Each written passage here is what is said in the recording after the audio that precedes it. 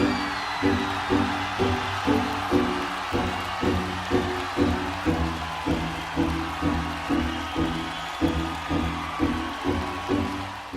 program is one that is specifically youth run. We really want to talk to youth about what is this issue, how can we address it. We're going to be working a lot with the media. A lot about relationships these days. It's happening online. It's happening on Facebook. It's happening on text messaging. And so we want to work with that media to figure out how to build healthy relationships. What form does teen violence, this kind of relationship violence take? What kinds of things happen in these violent actions? What have you seen, what have you experienced?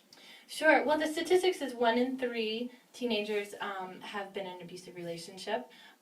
And that can take many forms. That can be emotional, physical, can be digital. We use that word now. Digital dating abuse happens. Maybe you're receiving 30 texts an hour from a boyfriend, girlfriend, trying to figure out where you are, who are you hanging out with.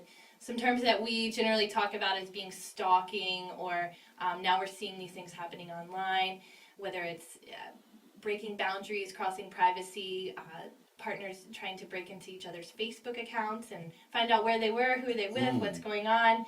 The same themes of power and control that are happening. Sure. Life is fast, and we don't have as much time to build relationships. A lot of teens today would tell you that their main influence in life is media and pop culture. We don't see many positive examples out there. I'll never forget asking one of our youth group leaders, talk about a healthy relationship that you know about. Let's talk about what that looks like. And she sort of shook her head and said, I don't know one, never seen one. Oh. And that's, it's not uncommon.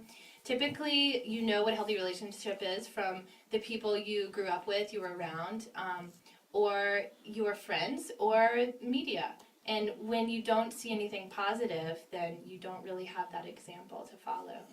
And then with the digital, it's just facilitating this fast reaction. We always talk about count to 10 and then press send, because all of a sudden things are happening back and forth. You're sort of yelling online. Why did you get involved with this program? And then tell us, if you can, about do you know of any instances of violence in relationships or friends that you...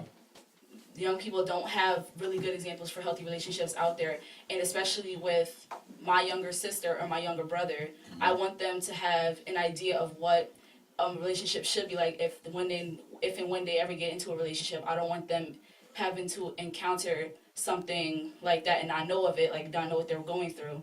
So with this program, we're using this to get awareness out there so people know that if these are the signs to know that you're in a dangerous relationship, and this is how you can get out of it. A person in a relationship will maybe text the person maybe 50 times throughout the day, what are you doing, who are you with, why are you with those people, I don't want you with those people, what are you up to?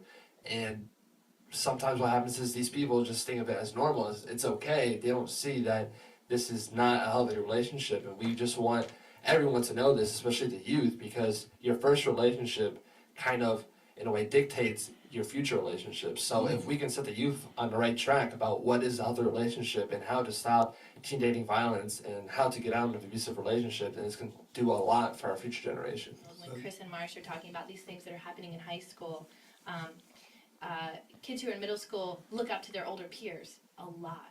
So one thing we want to do is really work with our older peers, like the Youth Speak group, like Chris and Marcia, to teach these young kids about how to have a healthy relationship.